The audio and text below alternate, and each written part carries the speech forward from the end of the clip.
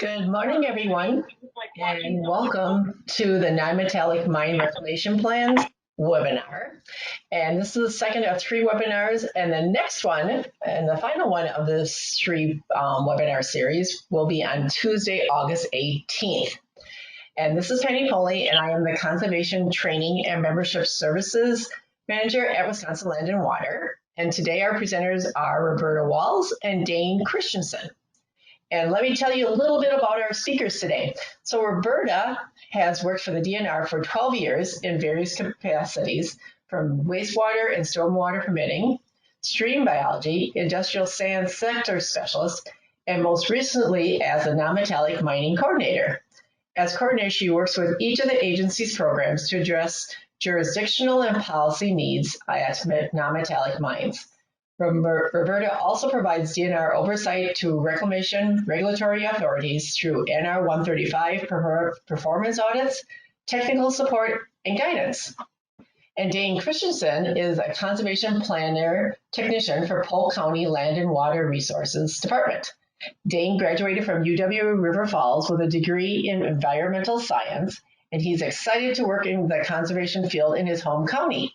He administers the county's non-metallic mining reclamation ordinance, overseeing 62 permitted sites. Mine sites include small 5 to 20 acre mines to a large trapped rock mine that has been in production for decades. Non-metallic mining reclamation is not his only job responsibility. As a certified crop advisor, Dane works with the agricultural community by assisting producers with best management practices, nutrient management planning, and promoting soil health. And being home to one of the state's first farmer-led watershed councils has shown him the benefits of farmers teaching farmers about conservation and the role they can have to promote conservation beyond the watershed and county boundaries. Okay, so I think that's about it. So right now I'm going to turn it over to Roberta. Thank you, Penny. Great to be here this morning. Welcome, everybody. In our first presentation, we had an overview of the reclamation program and the components of a reclamation plan with a bit of a sneak peek at what the reclamation standards call for.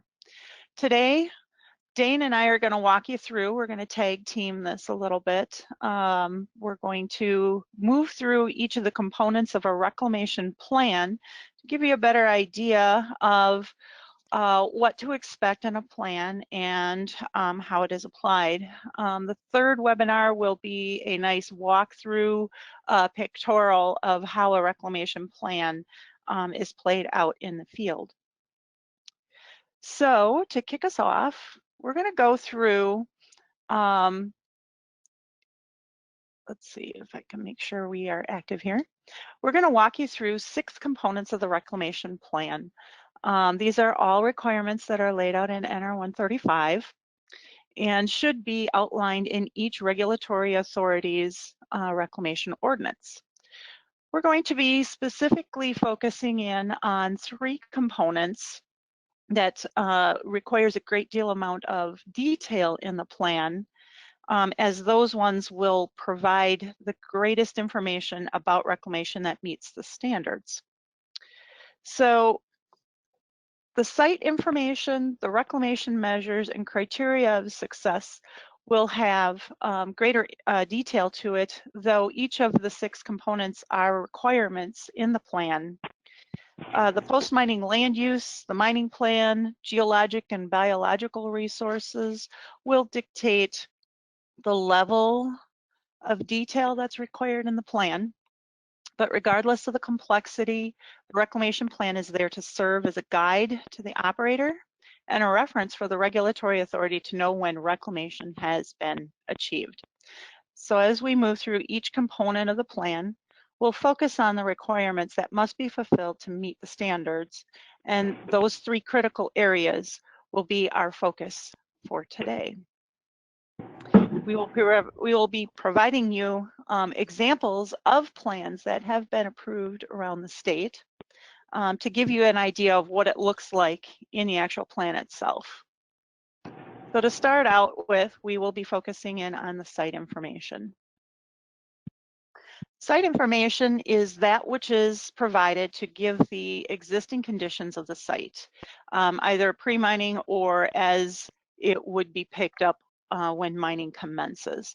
These maps will include general locations, property boundaries, aerial extent, geology of the site, topsoil information about the site, presence of surface waters, drainage patterns, and approximate elevations.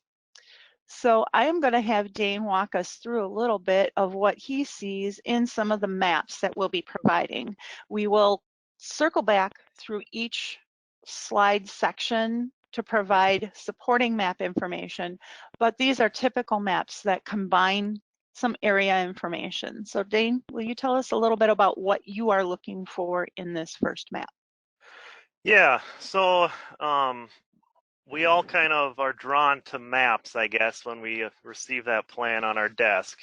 And maps can be very helpful, or they can be not so helpful, depending on some of the information that they show.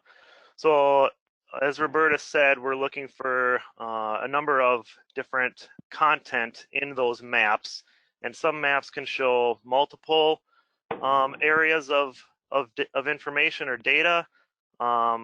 So it may be kind of redundant as we go through some of these, but know that it does show all the information in a certified plan.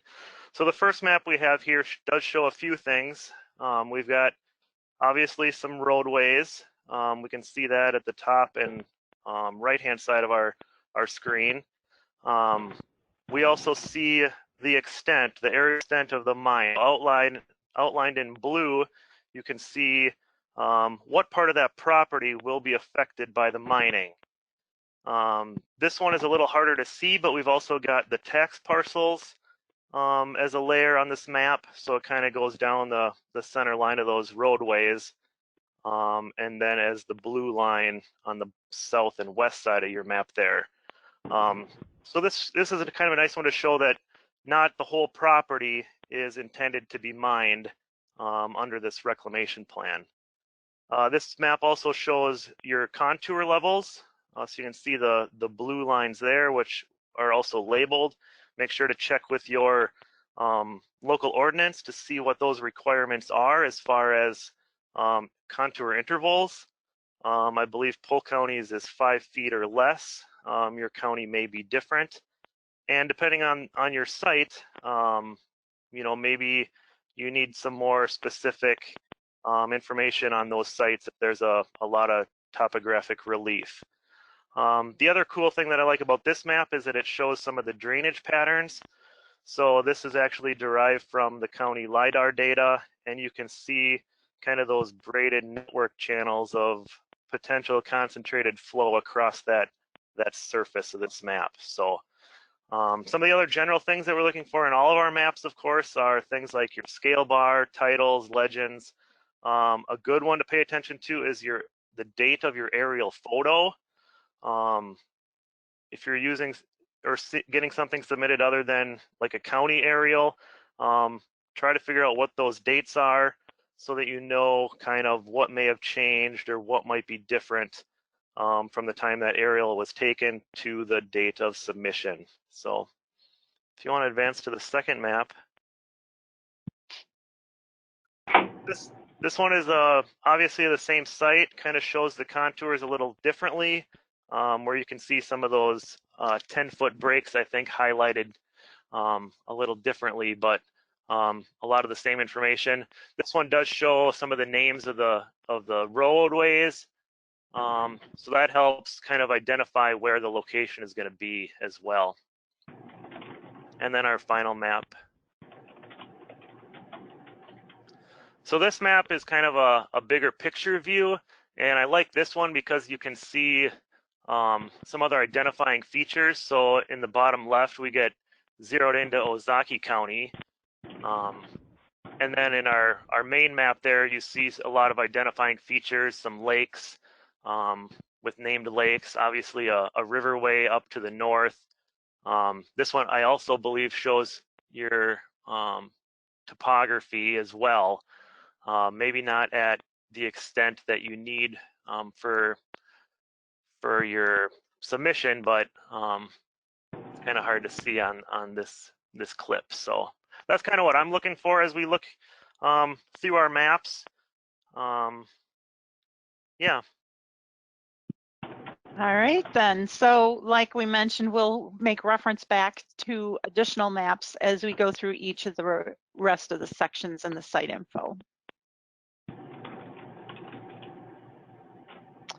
So topsoil and/or topsoil substitute. This is information that should be provided on the site information section of the reclamation plan to give us an idea of what is starting out at the site.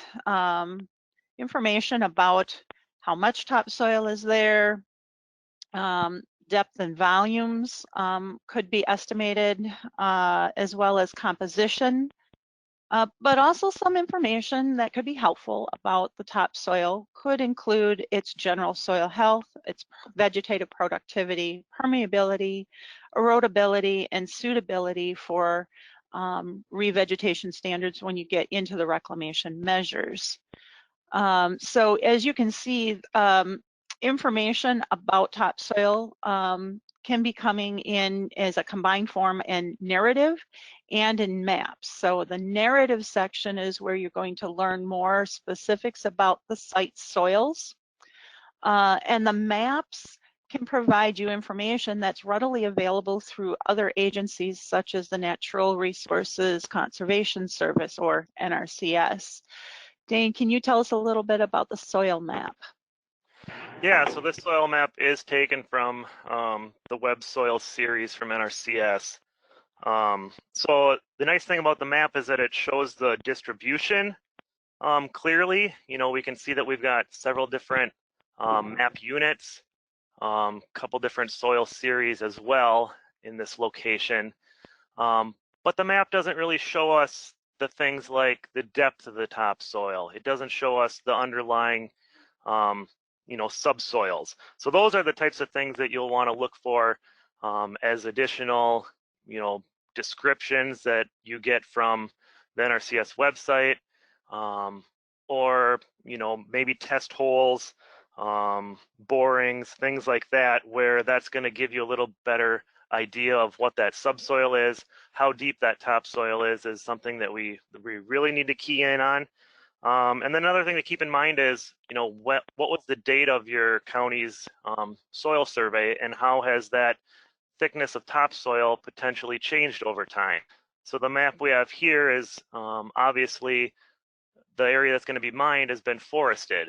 If it was a crop field, you know, think about, you know, has there been erosion on that site, and how might that affect the availability of that topsoil to use in reclamation? So we'll want to also have some information about the site on the biological resources. Typically what we end up seeing going into reclamation plans includes information about the type of communities, vegetation, and commonly found species on the sites. It's not uncommon for a reclamation plan to refer to whether or not they lie in the tension zone, whether the site supports a dry mesic or a wetland or a forested community. Also very commonly to see in reclamation plans information about wildlife being the typical deer, fox, squirrel, bunny rabbits, things like that.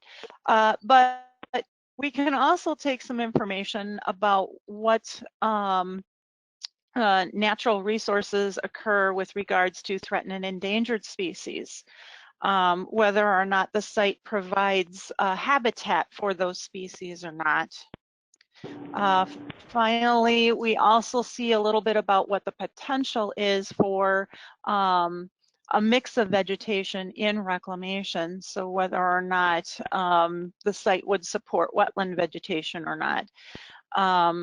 Some other things that can be considered for biological resources section can include things like whether or not the site currently has or is subject to invasive plants or animals. Something that will need to be considered during the revegetation of the site if there's a seed base of invasives present or not. Archaeological and cultural resources, that is good information to have on hand if it's available. If not, do keep in mind that the Department of Natural Resources will be reviewing that as part of the application process, so it will be discovered if it is present on the site, regardless of whether it's presented in the reclamation plan or not. But that could be good information to include as well. Other biological resources information can also be provided with regards to types of land uses on the site and in the immediate area around the site, such as agricultural versus forestry or silviculture uses, whether or not the area has a hunting or fishing recreational uses available on the site or adjacent to the site. This is not information that you would look for in the post-mining land use, but gives you an idea of what the land is currently being used for.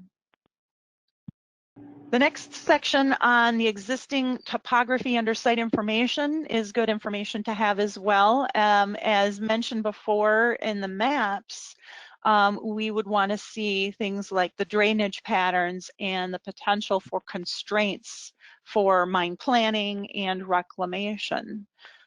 So a bit of a narrative about the contour is helpful, but most reclamation plans do refer to some type of a map, either a topo or the drainage map as mentioned earlier. Dane, do you have anything to add with regards to existing topography at this point, or do we move along? Yeah, so we kind of covered the map with the drainage pattern, but you do have the one with the profile, right? Oh, yes, I do. Thank you. Yeah.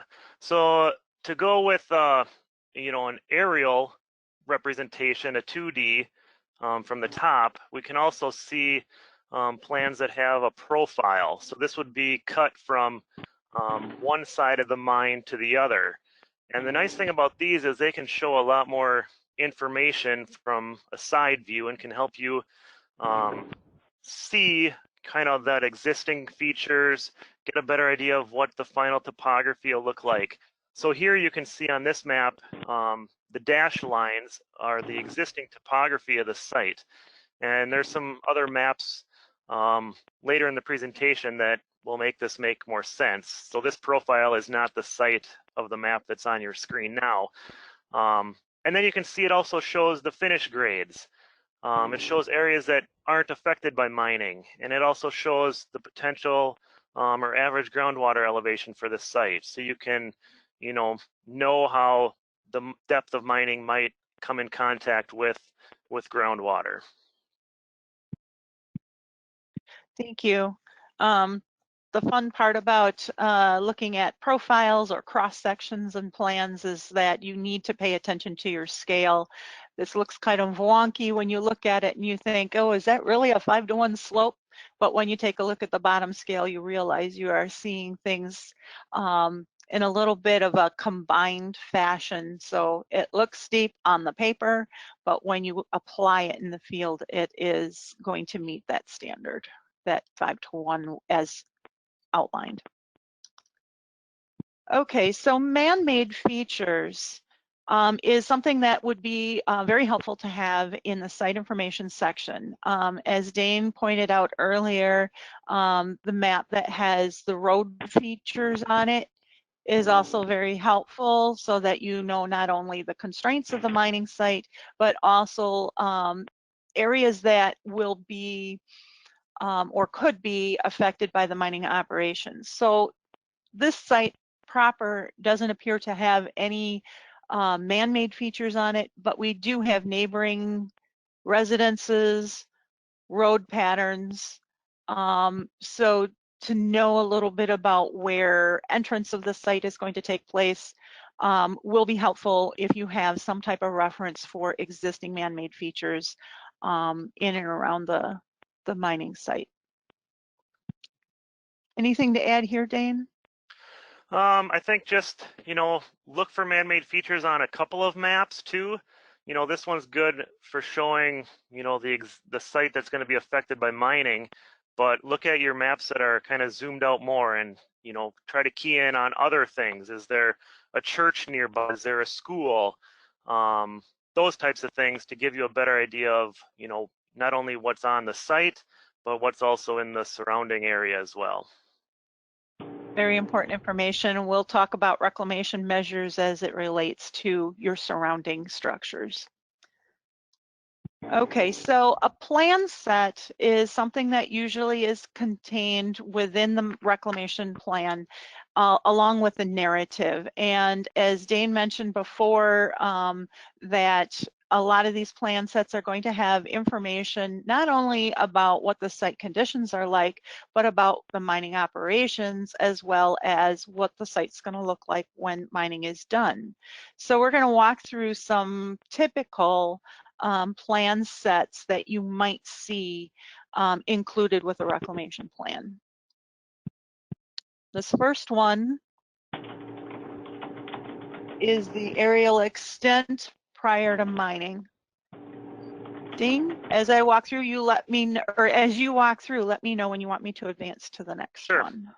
Yeah, so this one, as Roberta said, kind of shows the aerial extent of mining. So outlined in black there, the thick black, you can see what portion of the property is going to be affected by mining. I also believe it shows the existing contours. You can see some of the man-made features on the south. We also have a roadway that's labeled, and it appears on the right-hand side some pre-existing mining conditions as well.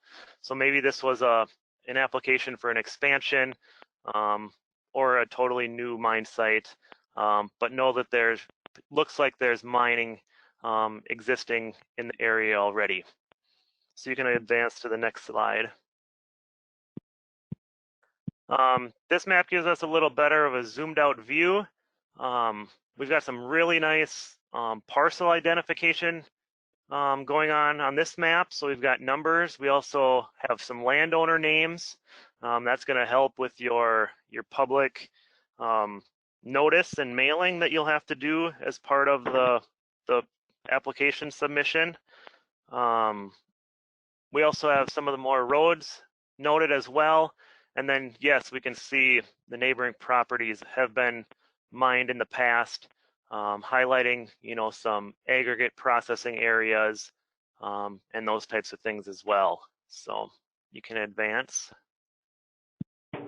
Our third map shows a profile of the site, and this profile is from the maps that we're looking at. So you get a better idea of how this looks.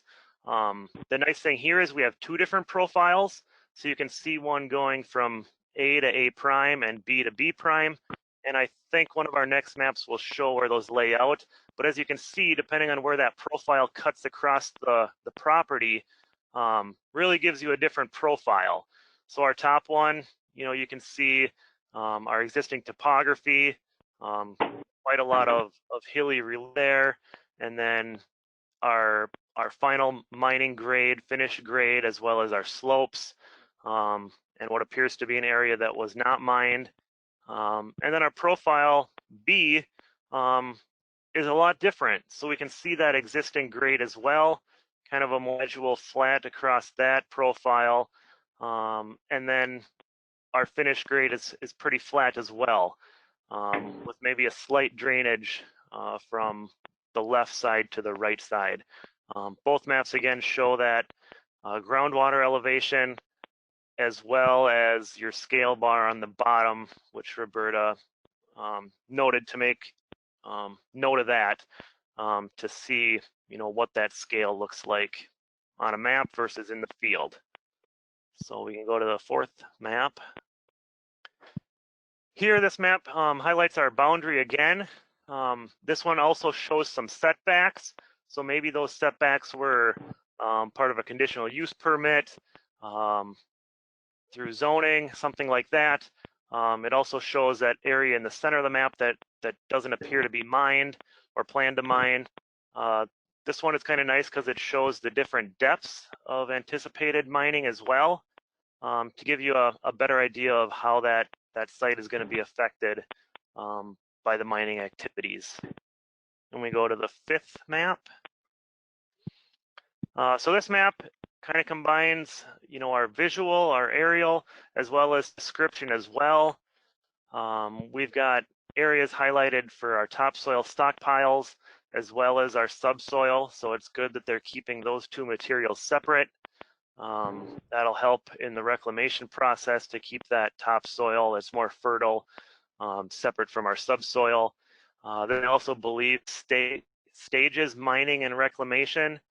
So I believe it's set up to kind of start in the southwest corner, and then as mining progresses, kind of counterclockwise, I believe, you have removal of topsoil and subsoil, mining and stockpiling of that material, and then reclamation behind that as mining progresses to those other areas.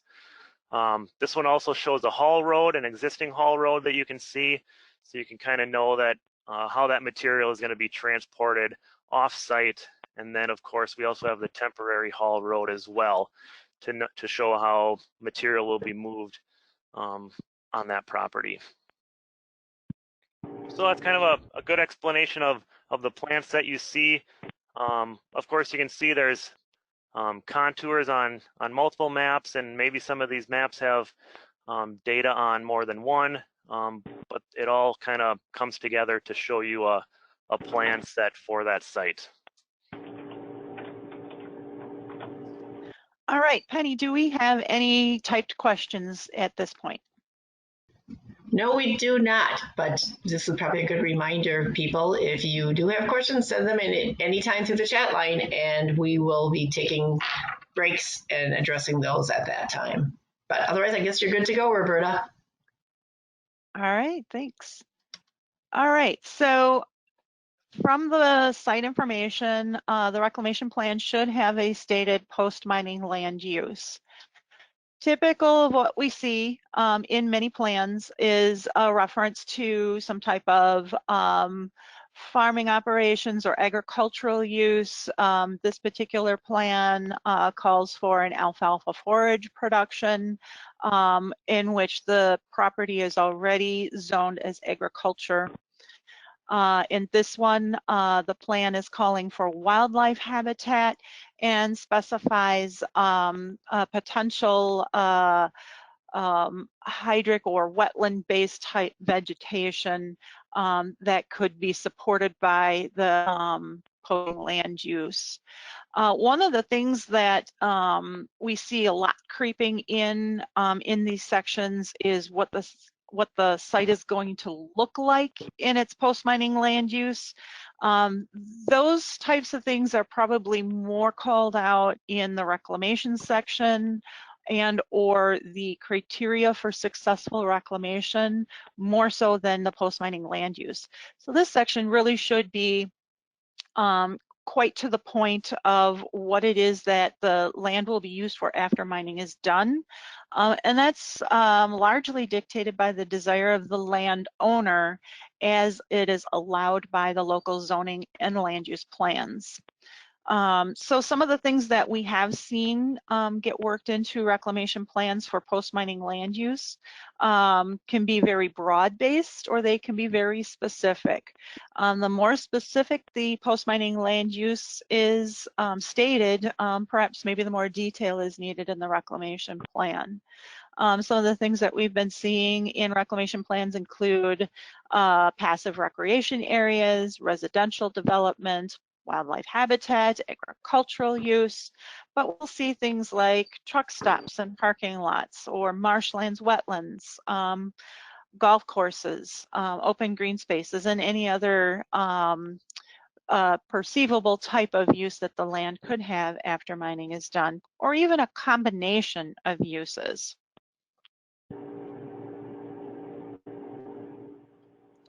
Moving along into our reclamation measures section, this is going to be the next area of high level detail or a high amount of detail that goes into it. This is the type of thing that will be partially utilized during the mining operations itself to help aid in the final reclamation steps, and also detailed information about how the final reclamation plan will be coming together. So in this section, we start with the earthwork portion of the reclamation measures in the plan. So the earthwork section does need to have a good deal amount of narrative to help describe the process by which earthwork is going to take place. Things like setting the slope angles, addressing any high walls that were created during mining, whether or not we will have high wall reduction, such as benching and terracing, or calling out some other type of stabilization measures. This is also a good place to describe contemporaneous reclamation, where you will have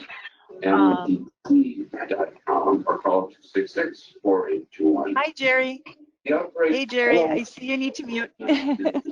It's stressful for many. Jerry, can you mute? Family and friends can help reduce the stress. Here's a few suggestions. I must have my mic off. Stress levels from the Centers for Yep, Disease thank you, Control. Jerry. Which Jerry is it? Reading or listening to news stories, including social media. What's his Take last care name? of your I body. wonder see if him. we'd be able to mute. Stretching or meditating. Kokkonen? Try to eat healthy, well-balanced meals. Jerry Kokkonen? Exercise regularly. There we go. There we go. Thank you. Awesome, thank you. So in kind of continuing with our earthwork section, we want to talk a little bit about contemporaneous reclamation. How will the placement of materials during mining help aid the final reclamation contours? So talking a little bit about how much material is going to be removed, whether or not those final slopes are going to be set at 3:1, and references to the plan figures to show where those slopes will be established. So this one also goes into talking a little bit about the earthwork during seasonal conditions, and creating the potential drainage patterns that will be called out in the reclamation plan itself. So then here, all of the narrative then would be employed and backed up or supported by a type of map. Dane, can you give us a little bit of a walk around on what you are looking for in this map? Yeah, so this one kind of highlights where those 3:1 slopes will be. So we can see that on the north side of the property, on the west, and then on the south. It highlights, it doesn't give exact elevations of, the final mining elevation, but it does give us a general direction of runoff or water flow on the site at the end of mining. So everything's kind of going to be accumulating in the southeast corner, where they've proposed a sediment pond, and they've noted that that will remain after reclamation. So it's not something that's used kind of as erosion control during the mining process, but is something that will remain.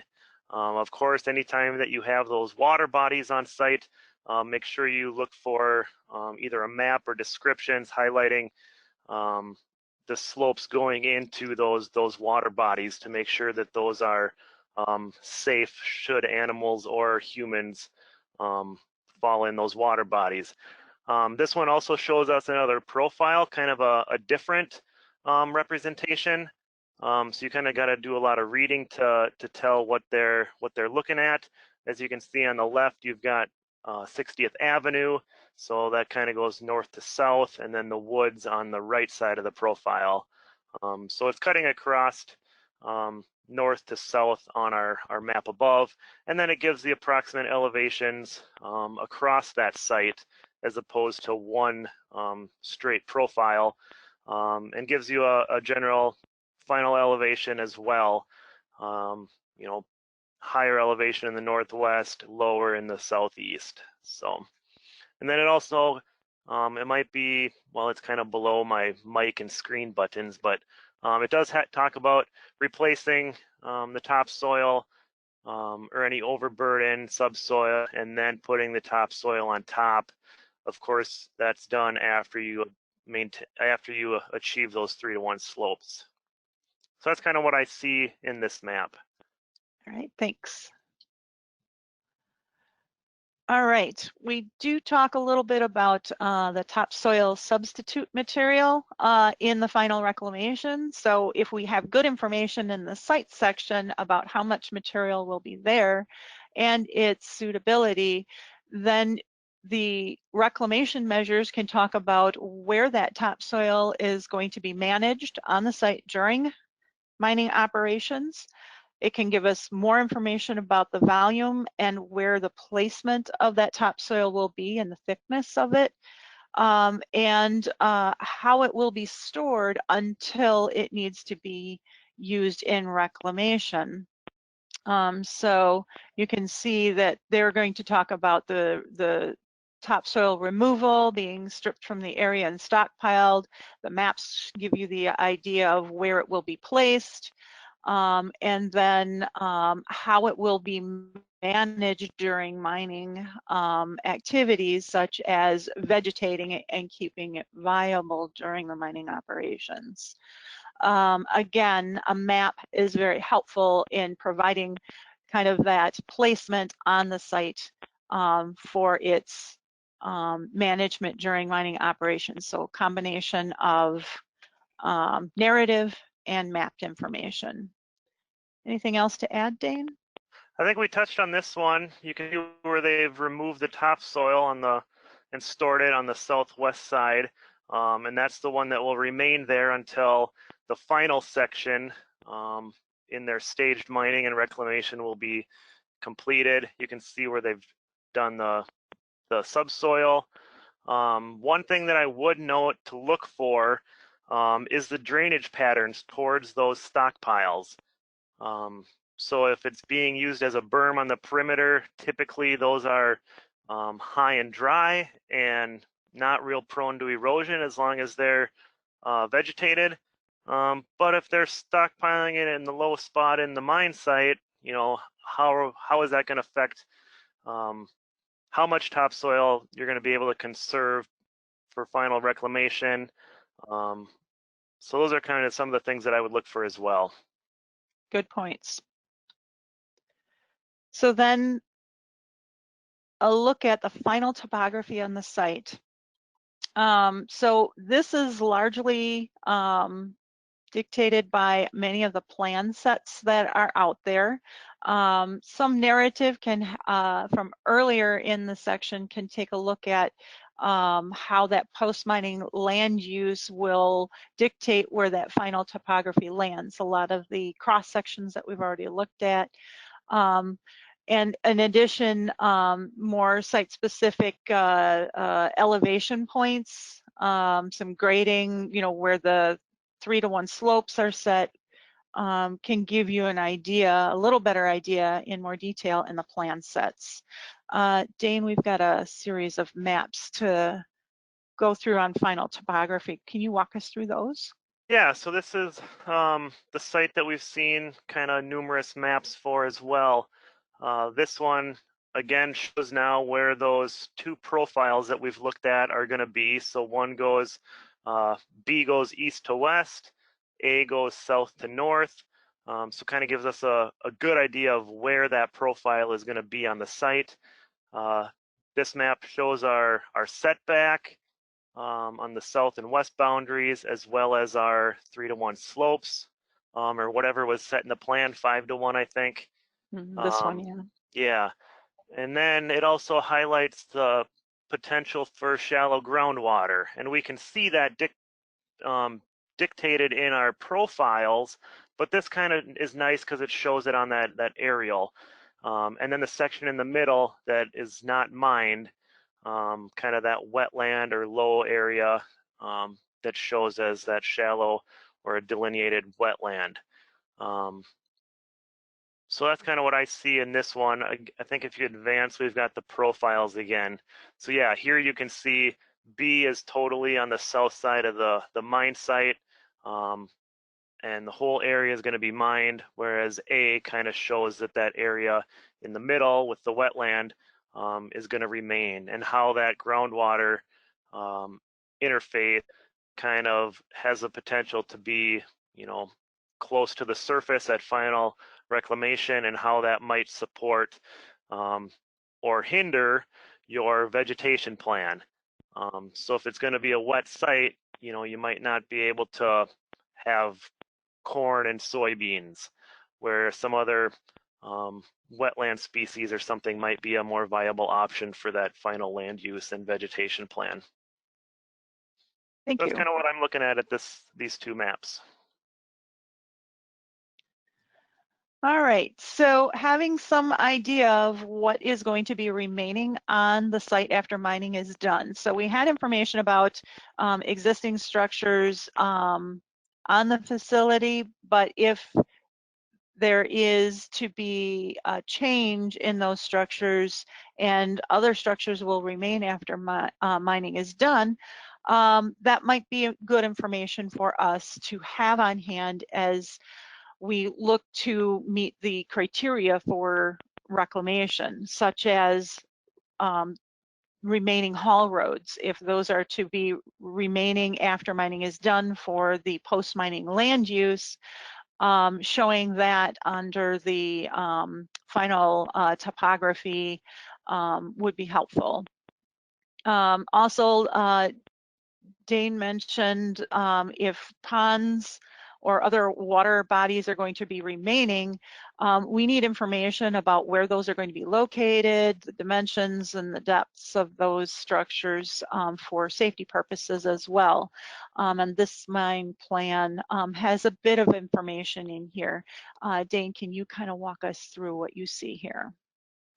Yeah, I think this one's pretty straightforward. We've got our 3-to-1 slopes, our final elevation of the pit floor, showing that there is a profile or two profiles for this site, which are in a different place in the plan. And then it shows, it's not an aerial photo, but they've outlined where those existing buildings might be. So that's what you see in the blue hollow rectangles on the south side of your map here, as well as that haul road, which will support the final land use, which I believe was going to be some development, as well as those ponds. So,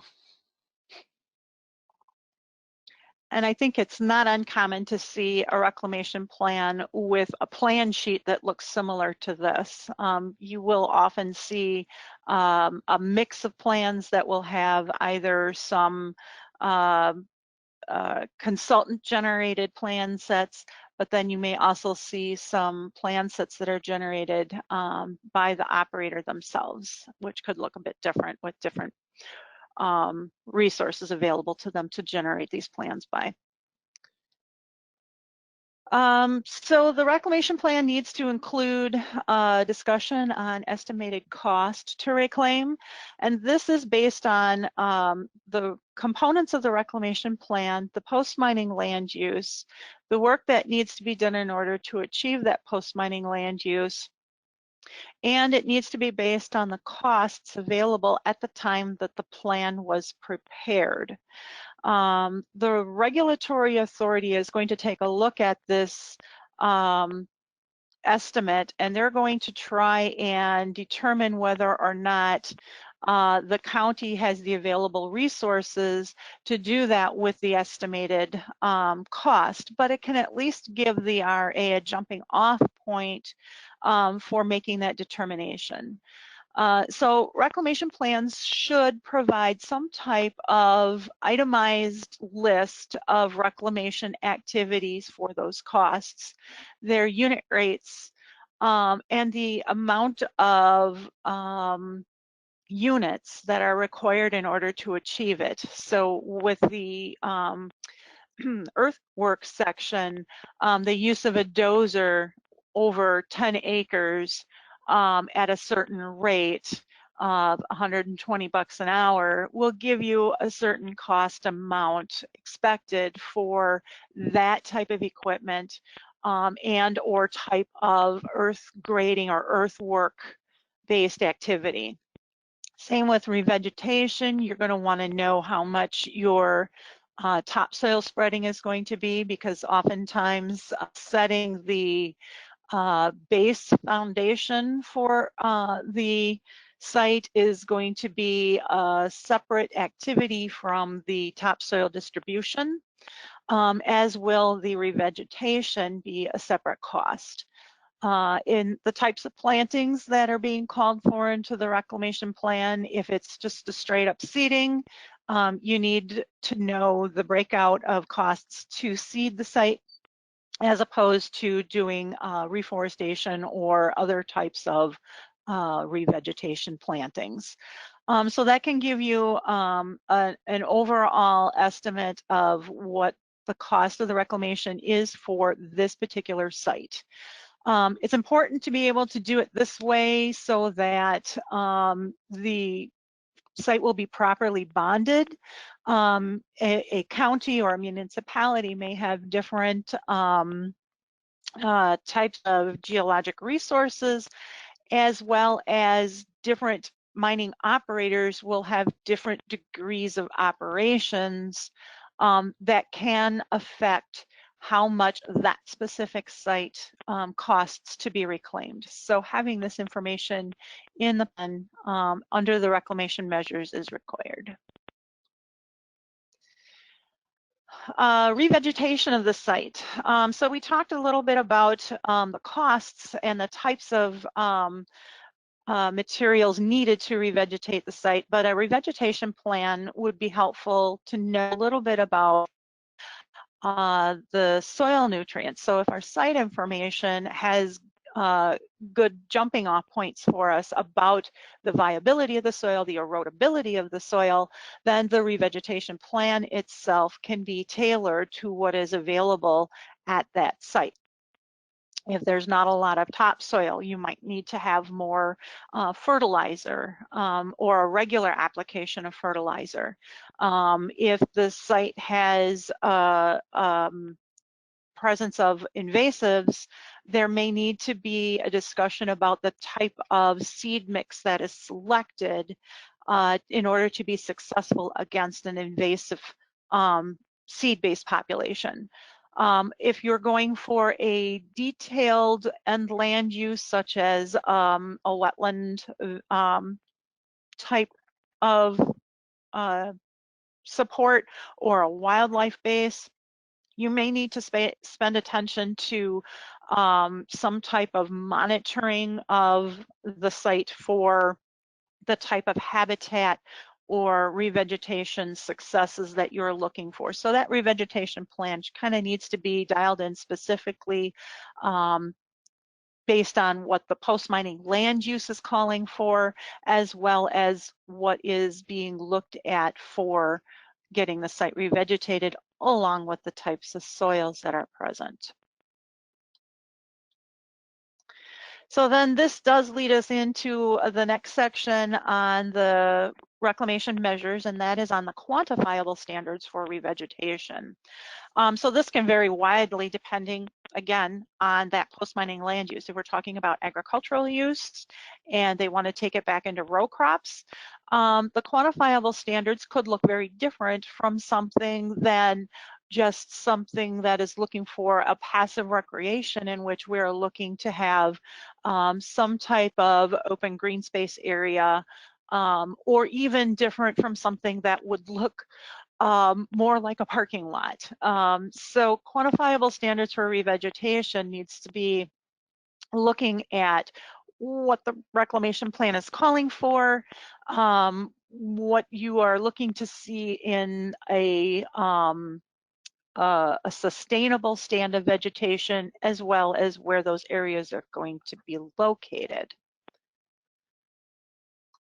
Then obviously erosion control is going to be something that's going to be needed on the site, so that narrative description on erosion control will be helpful.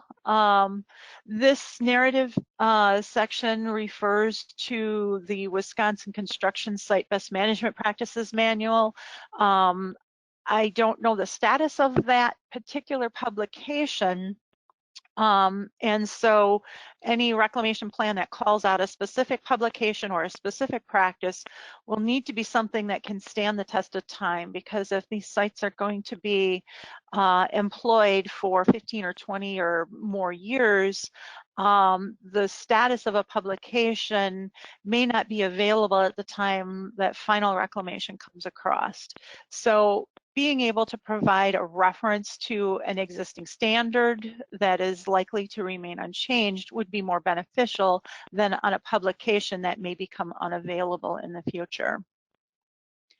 Typically, you're going to find plan sets that are going to be identifying those erosion control measures, how they're going to be employed and installed, as well as where. So Dane, you want to take these two plan sheets and kind of talk us through a little bit what you're looking for on these. And if you need me to back up, I can. Yep. So the plan, this one includes construction plans for erosion control practices. So if you go back one, Roberta. This way. And there you are. There. So this shows the construction for a silt fence and gives you the specific building criteria for that. I don't know if this was taken from that document that she referenced, or if it was from an NRCS standard. But either way, it shows you how that silt fence should be installed. We also have a gravel tracking pad on the bottom of that plan set, and as well as your narrative explaining, I think, where and how and when those practices might be used. And then if you advance to the map, this highlights where those erosion control practices will be installed. So here you can see the silt fences looks like it's going to go around the south and west boundary of the mine site, as well as around that wetland in the middle to protect that against erosion. Thank you. Also keep in mind that the practices that you select are going to be based on the needs of the site and should be appropriately sized for this site. All right. So areas to be reclaimed on an interim basis. This is something that is a requirement if it's going to be employed. So most of the time, what you can expect to see under interim reclamation can include those areas that are going to be stabilized for a period of time, but subsequently disturbed prior to final reclamation. So areas of your topsoil, subsoil storage areas, they're going to sit there for a while until they're needed in the final reclamation stage of the site. So then if you are looking at topsoil stabilization and revegetation, that it would be considered an interim reclaimed area of the mine because it will be undisturbed for a long period of time. So also would be areas of subsoil or overburden material placement. A lot of times the first area that is mined at a site places overburden in a location that can be utilized for final reclamation, and then subsequent areas of mining that pull back more overburden and more topsoil will place that material accordingly behind where they previously mined. So those areas can be set as interim reclamation areas on the property. Additionally, like in the photo that you see in the lower right-hand portion of the screen, this is an area where continued mining can continue at a later stage when that material is needed, but that overburden material and subsoils have been placed at the base of that high wall to stabilize it and to revegetate it so that perhaps maybe they could qualify for an interim reclamation waiver. So that is something that should be called out in the reclamation plan if it's to be utilized. Long-term safety is also another requirement in the reclamation plan. As Dane mentioned before, the water bodies that are in the plan, if they're going to be remaining, they must have a safe egress that meets the standard. But also take a look at other components of the non-metallic mine where safety is concerned.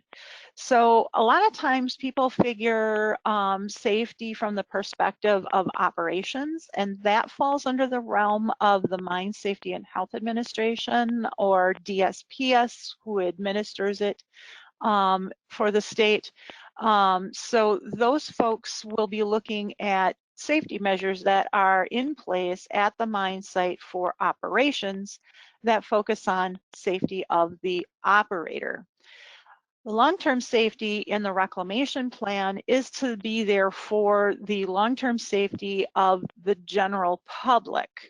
So that could include ponds on the property where the equipment has left for the summer and everybody wants to come and spend Labor Day weekend on the site. So how are you going to address that? Are you going to be allowing uses of the mine site? DSPS has an opinion on that, and I will defer to them in answering it. But what you're going to want to have in your reclamation plan is those mechanisms that reduce your liability for the long haul, not only during mining operations, but after mining is done. So things like high wall stabilization and or reduction, creating of safety berms or fencing to limit accidental falls from off the top of the high wall or from coming too close to the base of an unstable high wall. Signage, slopes that can help divert or direct folks around the site.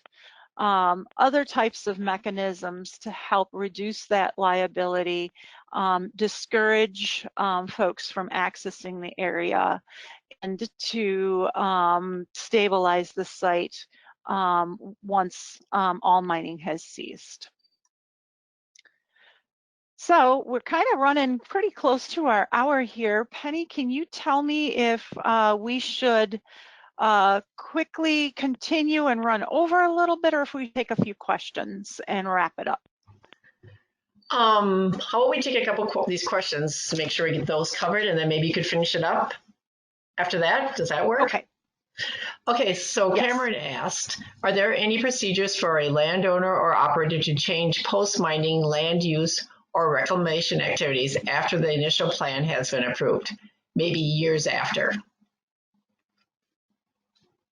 That's a great question. So typically speaking, the reclamation plan is very site specific and should be followed all the way through. However, we do recognize that change in land ownership as well as site conditions may call for an alteration in that post-mining land use. That's why the reclamation laws include the ability to have plan modifications, and that is part of the permitting and administration portion of the reclamation program, and is allowed. But if they are significant changes such that there's going to be a significant change in the landscape or how the standards are being applied, then those will need to go back through a public notice and comment period as part of that process. Okay, we got a couple more. So Megan asked if the mine operator creates the cost estimate sheet, and how often does this need to be updated? Another great question. So yes, the operator provides the cost estimate sheet as part of the reclamation plan to give a jumping off point or a base value for the cost to reclaim the site. The regulatory authority needs to be able to evaluate those processes and components of reclamation from the county's resource perspective. And they need to either concur or request a different amount if need be. So that's at the time that the plan is approved, and that financial assurance has to be in place prior to mining beginning. Periodically throughout the life of the mine, the regulatory authority needs to go back and evaluate those costs based off of present day circumstances, so that that financial assurance will be regularly or periodically updated to reflect the actual cost to reclaim the site for the regulatory authority over time. That frequency needs to be based on the changing economic conditions, the changing site conditions, and is not a set in stone amount, but should be done periodically and at a frequency that the RA is comfortable with the site that they have. Okay, we have another couple.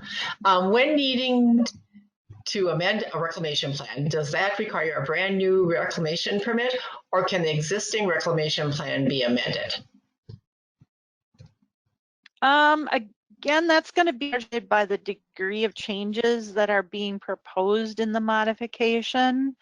If they are of a fashion that the majority of the reclamation plan can be followed, but that we have different applications on the site, a simple modification of the existing plan can be sufficient.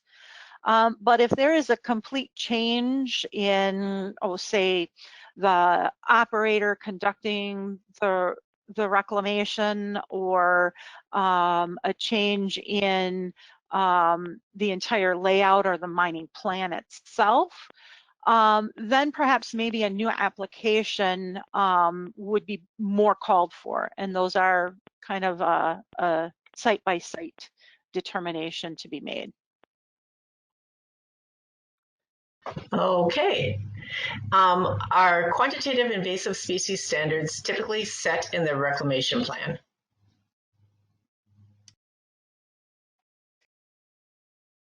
They can be.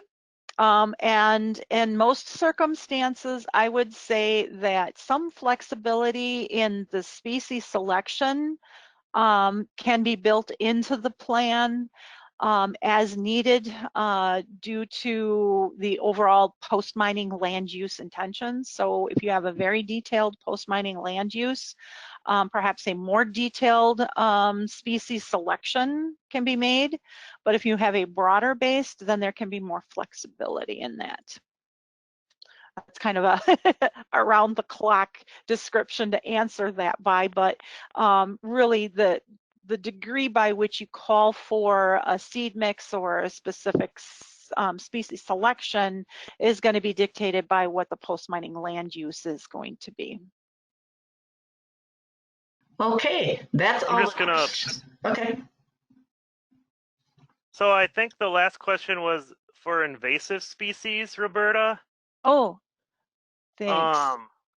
So I believe in NR 135 calls for, no invasive species can be on the site as part of final reclamation. So the operator would have to treat those if they are present on the site, right? So NR 135 does not address invasive specifically. Okay. There are state laws with regards to invasive species. The majority of those laws are focused in on those restricted species on public lands or publicly owned lands. So if we are talking about a county-owned land or municipally owned land, then an invasive species plan or monitoring plan may be part of the reclamation plan. Most private lands or privately owned lands can work one into their reclamation plan if that is their desired outcome under the post-mining land use, but is not specifically called for in NR 135. Hopefully that got to the question. Okay. Ashley said thanks, so I guess I got to her, answered her question. So good. Awesome. How long do you think you have left? Because I think we could finish up the presentation and then it'll be all on the recording. And if people need to leave, they can listen to the recording later. Would that sound good? I can do that. I think I can wrap this up in the next 5 to 10 minutes, so that will give folks who are on the call a decision if they can stick around or not. Awesome. Yeah, so we'll just plug along then. Criteria of success. So this segment is a requirement in the reclamation plan and is something that helps provide that final stage of success that the operator provides and that the regulatory authority verifies. This segment, however, is usually pretty lean in most reclamation plans. They tend to get incorporated with quantifiable standards for revegetation and incorporated into the reclamation measures. But typically what we would expect to see is some sort of assessment of completion. So the operator in its quantifiable revegetation standards is going to either identify what the RA can follow based on that revegetation plan. So if they're calling for a certain percentage in the density of revegetation, a field test plot with transects would be mostly appropriate for the RA to follow. If they are looking at a crop yield, then the operator would indicate how the RA would evaluate that crop yield, either through an expectation of soil health and nutrient base or some type of bushels expected or realized. Or if somebody is looking at a revegetation plan that includes a wetland area or a reforestation, you might be able to consider things like success of plantings, percentage of a success rate or viability under those areas. So those are the types of things under the revegetation plan section that the operator should be providing for the RA in assessing the revegetation component. But we shouldn't stop there. Granted, the lion's share of assessing completion is based on revegetation. However, we do need to have some checkpoints with regards to whether or not the standards have been met, that the site's been stabilized according to the plan, that the safety measures are in place, if there are called for pre-existing conditions, that we've got a baseline that's been met. But then we can also include other standards that aren't readily presented in other sections of the plan to make clear when that mining is done, such as removal of refuse and solid waste, description of that intermittent cessation of mining so that they can be addressed from a financial assurance standpoint of view. And of course, the section on maintaining the site between when mining is completed and reclamation activities have been completed and prior to the release of the permit and the financial assurance. So really, the criteria for success is the sequence of finalization steps needed on the site and whether or not post-mining land use has been achieved. Just as a quick aside, you can take a look at typical language for maintenance. This outlines the operator's responsibilities, and in this particular example, the operator is the county.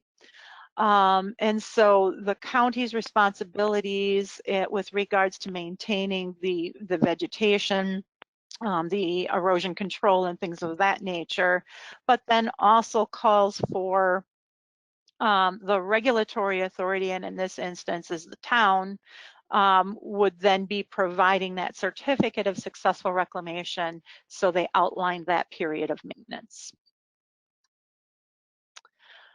Every reclamation plan should have a component of certification. This is something that the operator provides. It should have some type of language with regards to a commitment to follow the plan once it is approved. That signature by the authorized agent of the operator is an absolute requirement. However, we do need to also have the landowner signature on this if the operator leases the land from a landowner. It's also important to note that if there is more than one landowner, that all landowners sign off on the plan to show that commitment to the reclamation plan. Now, the reason for having the landowner sign in on there is not because the landowner is responsible for the reclamation. However, they will agree to allow that reclamation plan to be carried out on their property. That's the main purpose for that certification. Then finally, the reclamation plan component, the final one, last but not least, is the approval of the reclamation plan. And that is something that the regulatory authority provides.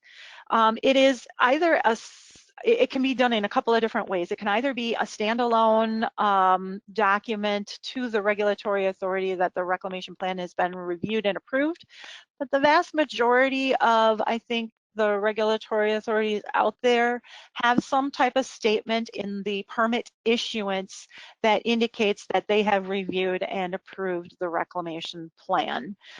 So I thank you, Dane, for providing this excerpt from one of your permit issuances. If there's anything that you would like to add on this, free to do so. No, I think this one's pretty straightforward. I guess Polk County sends a letter to the operator and landowner notifying that it's been approved. Something I may look to do is to include language on our reclamation plan or on that per sheet specific as well. So some good points there, Roberta. All right, thanks. And there you have it. Once all of those areas have been addressed, you've got a plan. Penny, have we got any other follow-up questions from anyone? I don't, but this is everyone's opportunity to unmute yourself if you want to ask a question or send them to the chat line. And that was a great presentation, Dana and Roberta, so thank you for that. And just reminding people that the next one will be, I have to get my notes up here, I think it's August 18th. Yep, Tuesday, August 18th will be the final webinar in this series. And I'll be sending out information on that. And if you're not on like the land conservation listserv or don't get the SITCOM training e-newsletters, just shoot me an email at penny@wisconsinlandwater.org, and I will try to keep you updated on that training or other trainings. Any final comments, Roberta or Dane? Hey, I'm very appreciative of Wisconsin Land and Water to host the presentations and to be able to provide this recording on their site for everyone to reference back to. It's a great resource. Great, and thank you for Yeah, and doing it. I'm happy here to support some insight from the regulatory authority side of things, and I'm learning as well as we go through this. So I think this has been very helpful for counties and other RAs to have this conversation, and happy that they're recorded for future use as well. I know there's tends to be a lot of turnover with these types of positions, but we're always learning, so it's good. Yeah, it's great. And how this came about was some county staff person emailed me and was looking for this type of training. And so I reached out to Paul Cook was one of my first contacts, and then he gave me Dane's and Roberta's contact information. So that's how these come about. So sometimes we don't, Wisconsin Land and Water doesn't know what people want for training. So this is perfect. So thanks again. I think we're going to sign off. Everyone stay safe and healthy and have a good day. Thank you.